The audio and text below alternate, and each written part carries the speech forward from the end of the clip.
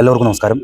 ഇന്നലെ 3:30 Koratty panchayat 13-ാം ward member Sibi തോമസിൻ്റെ വീട്ടിലേക്ക് അതിക്രമിച്ചു കയറുകയും കല്ലുകൊണ്ടും ഹെൽമറ്റ് കൊണ്ടും ഇനോവ കാർ പുറത്ത് 50,000 രൂപയുടെ നാശനഷ്ടങ്ങൾ വരുത്തിവെക്കുകയും അദ്ദേഹത്തിൻ്റെ പിതാവിനെ ആക്രമിക്കുകയും ചെയ്ത കേസിലെ പ്രതിയെ കൊരട്ടി പോലീസ് അറസ്റ്റ് ചെയ്തു. പാറക്കടവ് വില്ലേജിലെ കോടിശ്ശേരി വട്ടപ്പറമ്പ് മാനന്താനത്ത് സജീവ് 31 വയസ്സിനെയാണ് പോലീസ് അറസ്റ്റ് ചെയ്ത്.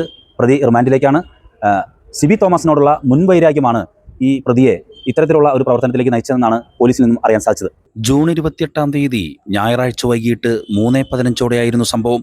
പരാതിക്കാരനായ കൊരട്ടി കിഴക്കുമുറി വില്ലേജ് പൊങ്ങം സ്വദേശി തെക്കിനേത്ത് വീട്ടിൽ സിബി തോമസ് 41 എന്നയാളോടുള്ള മുൻവൈരാഗ്യത്താലാണ് പ്രതി വീട്ടിലേക്ക് അതിക്രമിച്ച് കയറിയത്.